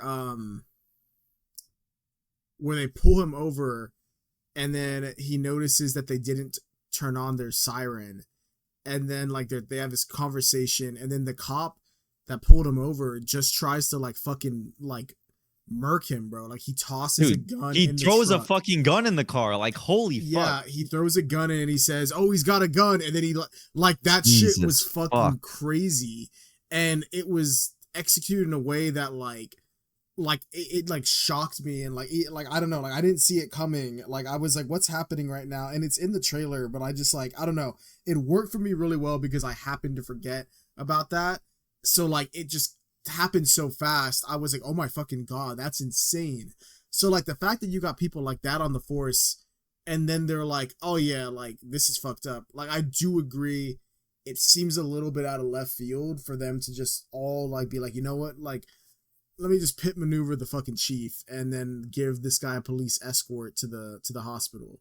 Yeah. Like it's kind of I don't know. It seemed like, because there were, like I said, the one dude that throws the gun in the car, that guy was fucking ride or die. Like, we're gonna fucking Yeah. take advantage of people. It seems like there were certain people in the force that were down to do fucked up shit, and then others were kind of conflicted, like the mole, and of course the civil servant lady who was kind of Yeah. just working the desk job. So if it made it maybe more clear about who was in which car, or if maybe the cars that were, chasing them down the road were a majority of these cops that were kind of like on the fence, maybe that would have made more sense. Like maybe if the corrupt cops all got taken out in the firefight, which I mean, maybe that is what happened. Maybe I'm just kind of confused because I've only seen this movie once. But if Aaron Pierre took out all the fucking corrupt cops, and when they get on the road, the rest of them are just kind of like the cops that are on the fence, and then they do that, okay, that would make more sense. But I think maybe it just needed one more scene or an extra scene, because when they drive off, I think there's, I swear, like 6 or 8 minutes left in the movie. It could have been a little bit longer. I think this movie's just over 2 hours, so I don't know, maybe not, but it's the ending that kind of just felt a little out of left field. So I agree with you there. It wasn't confusing in any way. I mean, just confusing in the aspect of like, how do we get there? But I Yeah. understand for sure how it meant, and it's like, oh, the good guy's final one. I think the movie ends with him taking taking the SD card or whatever, the hard drive that has like the dash cam footage, that's going to incriminate the chief and shit. So you could assume that they won at the end. Yeah.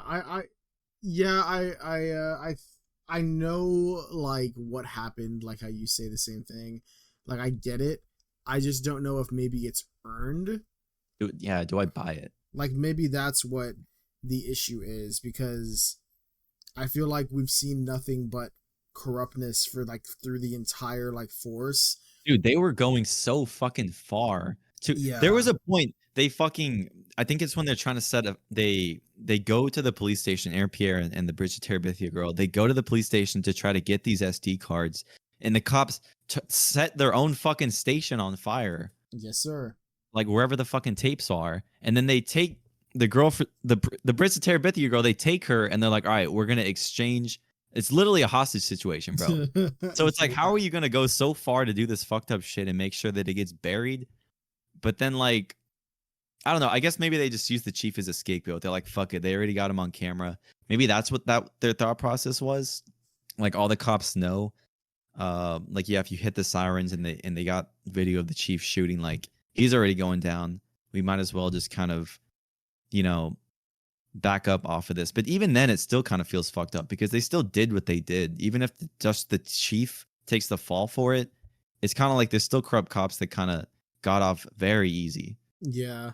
So it's, in a I way, still kind just of unsatisfying. yeah, I do think it's a little unsatisfying, but I think maybe I mean, I'm just trying to think how else you could have done it. I guess the only way you could I have got done away, it sort of. is like, I guess you would, like you said, have to like maybe add more characterization to some of the cops so you can see that maybe some of them are more like, Yeah, just a couple scenes of them being like alone from the chief and being like, "This doesn't feel right. We shouldn't be doing this." yeah, like I guess you could do that, but then that yeah, I mean that's probably the only way you could do it where it doesn't feel like too out of left field. Or honestly, I don't even need that. Like I think maybe what it's missing is, even then I still might think it's a little out of left field, but just like a little shot of like after the chief says, okay, like pit maneuver, if I Yeah, get a shot of the cop that's in there kind of hesitating, like hesitating, and like yeah, then the yeah, guy's like do it, like pit maneuver him, and then he makes a decision to pit maneuver the chief instead. yeah. Like just adding that little bit of hesitation that lets me know that like okay, like Like this this guy, wasn't planned. yeah. And Yeah, it's out of nowhere. I do, but I think what they were going for is they didn't show that because probably I guess they want us to be with the main character where he doesn't know what's going to happen, and it kind of feels like this moment Yeah. of hopelessness, like oh fuck, Dude, like yeah, they're fucked. Like their tires blown out. They're yeah, fucking on the highway. Like, yeah. Okay. I mean, if you're saying it from that perspective, then yeah, it makes sense. It's kind of keep you on edge because I mean, the main characters had no idea that shit was gonna happen. They yeah. I thought they think were done that's why for. they did it that way, and I think it's like a pro and a con. It's like that's the plus like you get out of it. You're kind of like damn, what's going to happen, and you're in it with them from their perspective. If you do it the other way, it adds I guess a bit more clarity to the situation, but you know like oh, he's hesitating, okay, he's not going to do it. And it's like Yeah. with the other way that they chose to do, it's more like I don't know what he's going to do until the last second, and then I'm like Yeah. oh shit, what the hell. I guess So it's just from a point of perspective then. yeah, some people might have liked it. I guess both of us just are a bit more like on it. Yeah. I mean, I still think the film is phenomenal. Like you said, I wish there was just more action scenes in this, but I get there's a Mm-hmm. lot of tension that has to build up. Mm-hmm. We get a couple action sequences. Of course, the final fight happens. I think is definitely the best one. Yeah. And it's totally worth it. But Yeah, I I think think from the overall, moment. this movie is super solid. Oh yeah, I agree. I think from the moment about the scene where he gets pulled over, and then they do the he's got a gun thing. From the moment that happens, I was like, holy shit! Like this is getting insane. And like from that point on, it kind of like it's almost constant action. Not really. Like it. Like he drives away, and then there's kind of like a scene where they're like, oh shit, where is he? What's going on? And but then it picks back up right after. But like I think it's done really well. Like I was hooked like pretty much the whole movie. I agree. I'm excited to see more stuff from Jeremy Saulnier. The last three movies I saw, he said that was meant to be a trilogy of, I guess, how can I say this? Unprepared characters, or like characters that are, I guess, out of their element.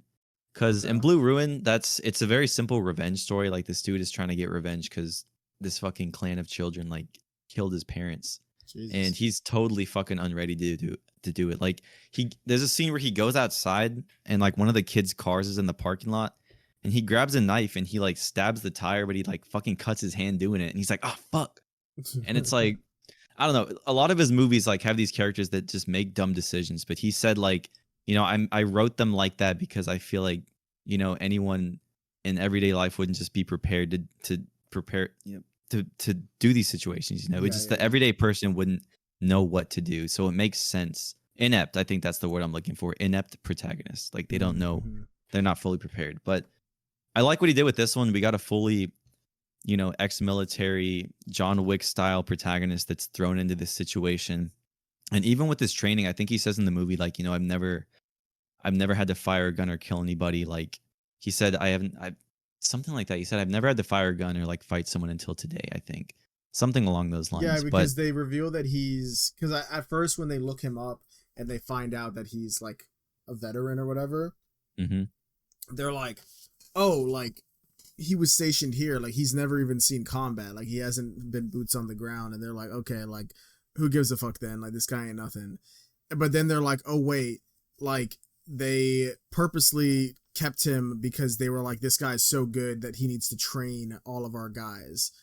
So they kept him there as like so if that's like the twist, I guess, like he's like some insane. Yeah, it's like, bro, he's the teacher. Yeah, like there's a reason why something like that. So when he says like, oh, I've never had to like face something like this, it's because like, he has all the training and stuff, and he's trained themselves because he's just that good.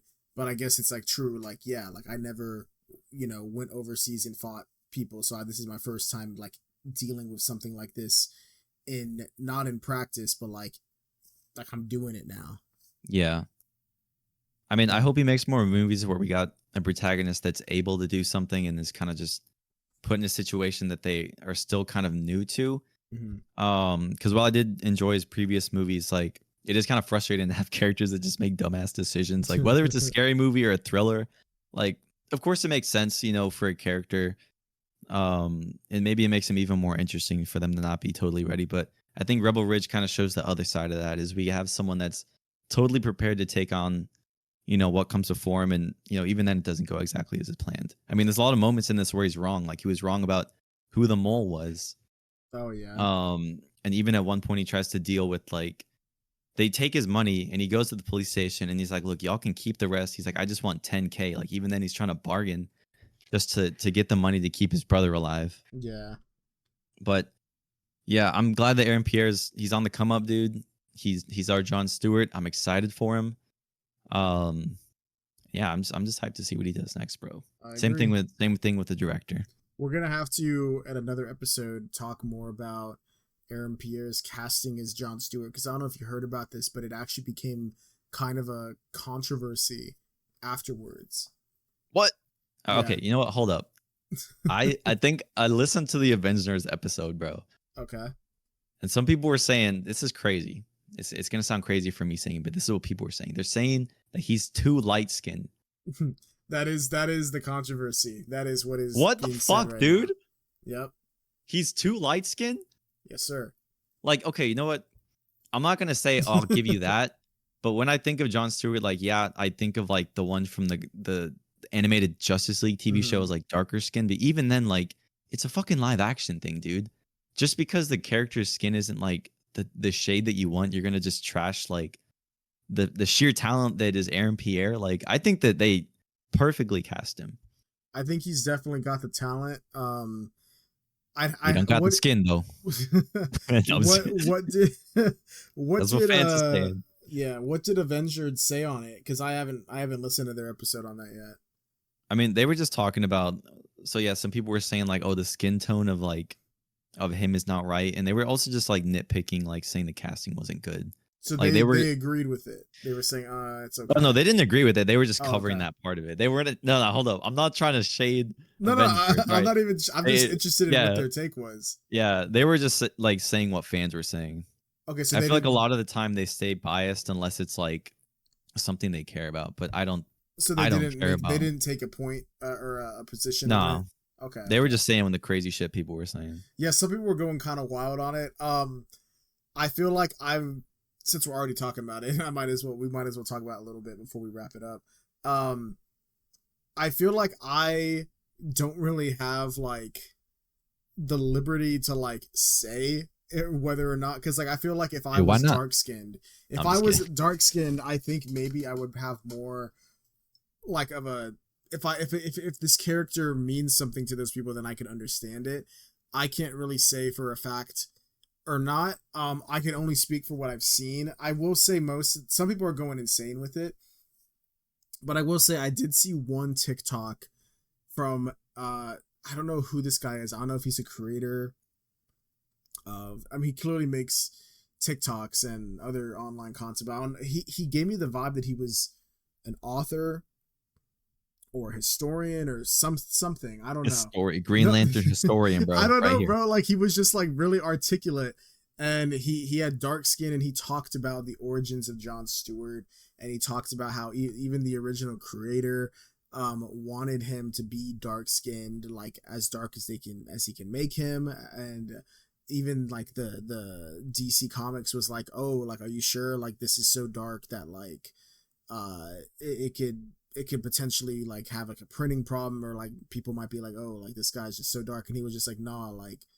I want him to be like dark skinned, like I want him to, and because I think his idea was like there had already been a couple Green Lanterns and they were like all white, so he was like, oh, like are you telling me that like all the like millions of people on Earth, like this ring like just keeps choosing white people? So he wanted it apparently the creator wanted it to be like, oh no, like this is going to be a dark skinned guy, and he wanted to give him a name where, because originally his last name, I think it wasn't Stewart, it was something else, and he was like, oh no, I don't want to be that name because that's like a slave name, like that's the name that like the slaves took from their owners, sort of thing. So he was like apparently it was like a big thing, and I didn't know any of this. So if all that is crazy. true, then I'm a bit like, okay, I can definitely understand why this means something to some people. I can get it. I also like I said, I don't think my opinion really matters that much since I'm not dark skinned and I don't have like that connection to the character. I do like the character, but to me it's like it's not representing me.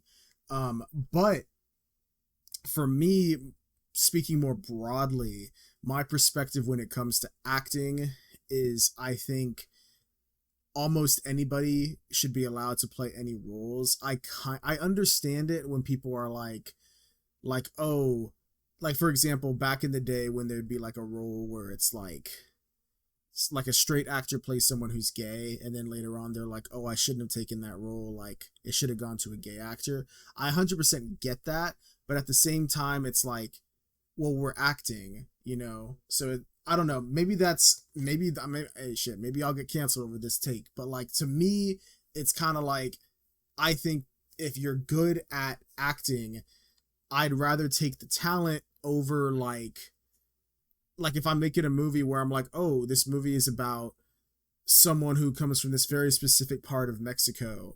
If the person is not from that exact spot from Mexico and they're actually an American citizen, but they have Mexican heritage, and you know, I'd be like, I mean, shit, if you're doing good, like that's fine with me, at least for me. And so the fact that Aaron Pierre has talent, and like we know that, he might not have the dark skin, but he is black, you know, like it's, Yeah. you can't say he's not. To me, from my opinion, and like I said, my opinion might not even matter to those people.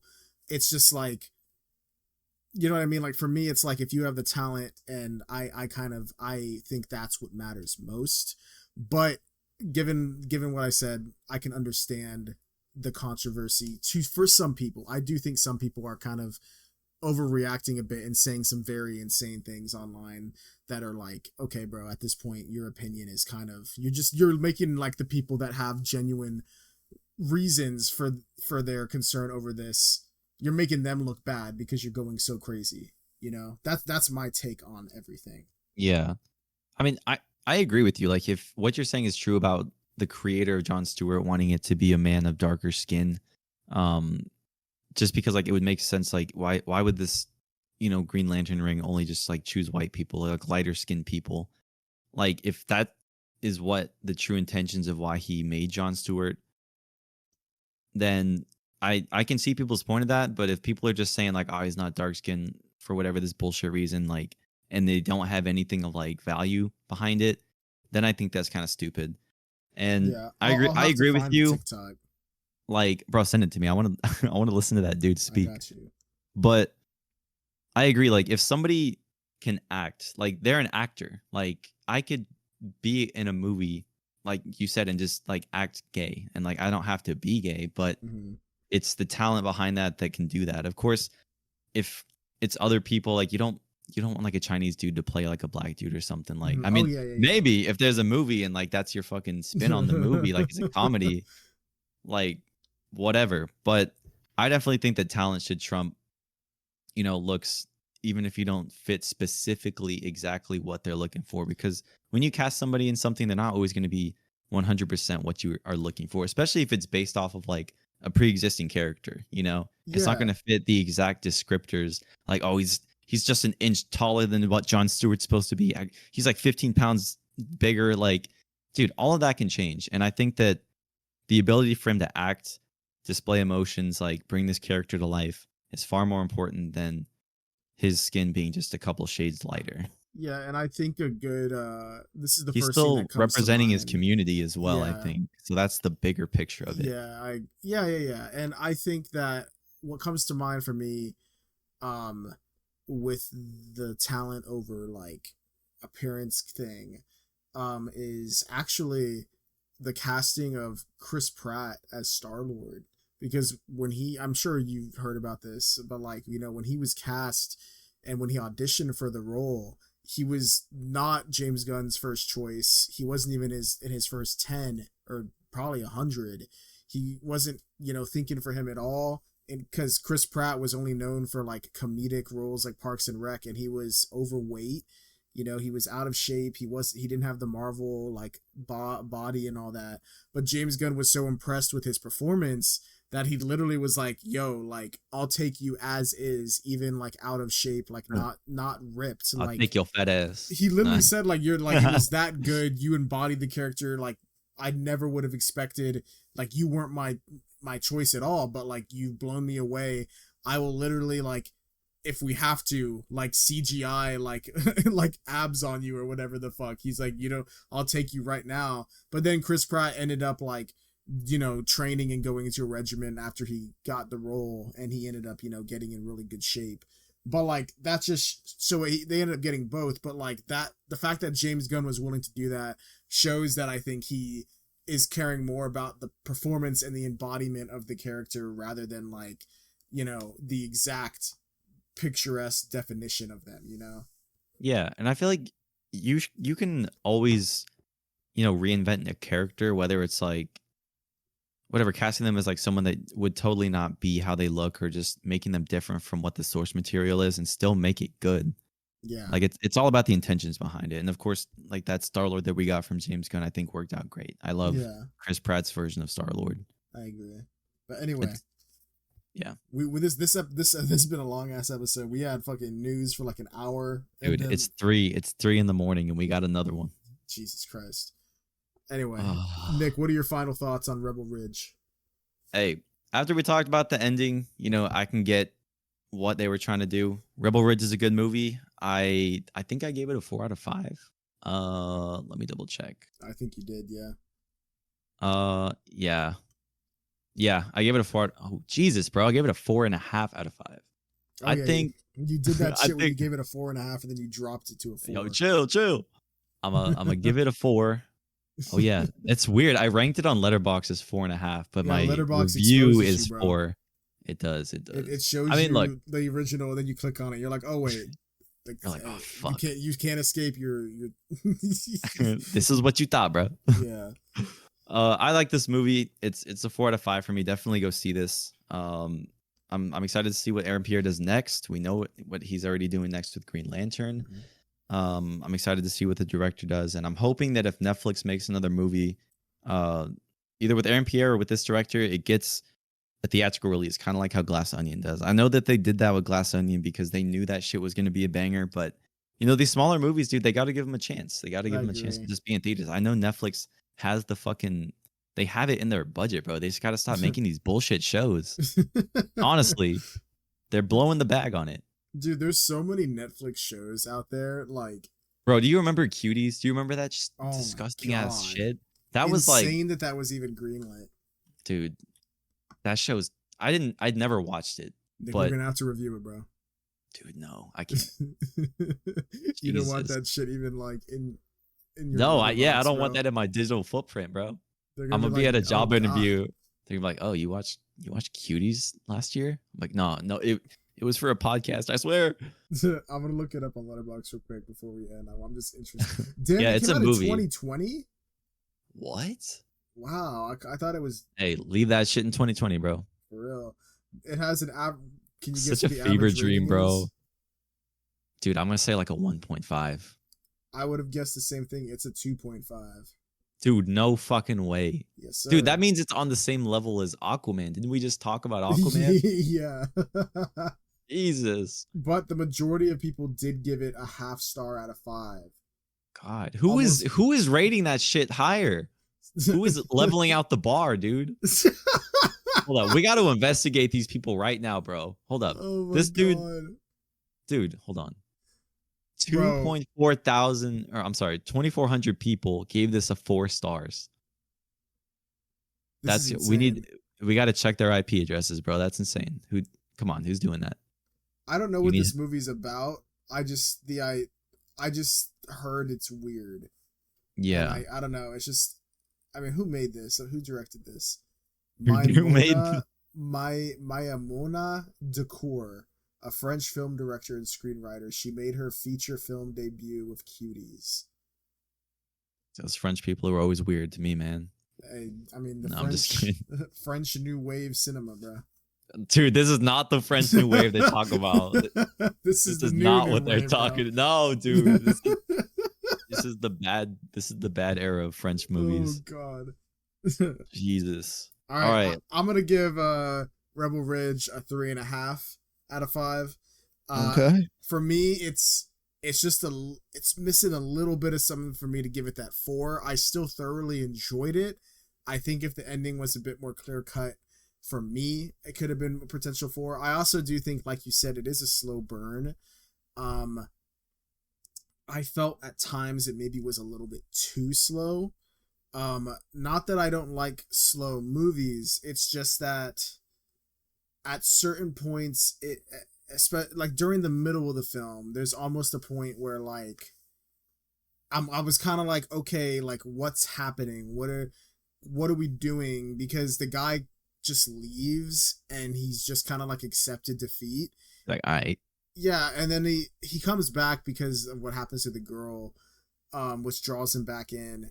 well, his But brother like, dies too in prison, well, remember? no, yeah, I know that happened, but then he still leaves after that. So I was a bit like, why the fuck is he just like cooling with that? You know what I mean? And then I the don't shit with know. the girl happened, and she called for his help, which brought him back into the town, and they told him not to come back, otherwise it'd be trouble. But like for that part leading up until then, and then even after he comes and helps her, there's like just a lot of like exposition and dialogue before we kind of finally get the plot moving. So for that in that moment, I kind of would have liked it to be a bit more streamlined. Maybe I don't know, like drop the whole part about him like leaving and then coming back. Maybe like Yeah. Like, maybe started at a I don't 10 and know. just keep it. I get what you're saying. Like, I feel like there's just like there's two of the same things are happening. Like I know what they're doing. There's always that point right before the climax where the character is kind of at their lowest. Calm Before the Storm. Yeah, Like, yeah. And I know that's what they're going for, but I think maybe they didn't have to do, because it almost feels out of character in my opinion for him to just accept that, oh yeah, because of these people, like they took all my money and my brother's dead now. Like, okay, I'm just gonna leave town. Like I think they should have had him maybe like pissed off, and he's like he kind of goes off into like some area to like plan, and then during that time he's kind of having that low moment of like looking at an old picture of him and his brother, and then he gets a call from her, and then that's like the last straw that breaks the camel's back, and he's like, oh my god, and he goes into action and yeah. saves her, and then that kind of takes out the whole part of him leaving town and that extended sequence of him then leaving and then coming back, and it just kind of streamlines it a bit more. I don't know, like for me that's just the part that was a little bit drawn out. For other people, like for you might not have been as bothered as I was, but for me I think that's why I can't give it the 4. That's why I'm giving it the 3.5. Okay. Yeah, you Bro, know the he was vibes. like Michael Jordan in The Last Dance. He's like, that's all it took. That's all it took. And then it became personal. I agree. Hey, dude, it's insane that who would have thought that the Rebel Ridge review would be our longest review of the year? Bro, literally half of this review was just news. So. Yeah. People are probably gonna be like, "Damn, they really broke this shit down." Like, They no, locked the fuck in. 1 hour, all fucking news, God, that's crazy. and we talk about Megalopolis at some point for some this reason. this literally could be 2 episodes on its own. One could be a straight news, and then one could be a straight review. Hey, we never planned for it to be long, and then when it is, we're like, "Fuck." Yeah. All right. Anyway. Well, I'm gonna sign us out. Thank you guys for listening to the review. If you saw Rebel Ridge, let us know what you guys thought in the comments below. Make sure to follow us on Instagram, on Twitter /X, We're on Reddit. Make sure to follow the Discord, and make sure to follow the letterboxes so you can see me change my reviews. So you can see me change my ratings and shit. Thank you guys for listening. Make sure to like and subscribe if you're watching on YouTube, or if you're listening on Spotify and Apple, to leave us a review. That really goes a long way to just click a couple buttons. And thank you guys for listening. We'll see you tomorrow. This next episode. We'll see you in the Smile review, and we will see you guys in the next episode. Goodbye.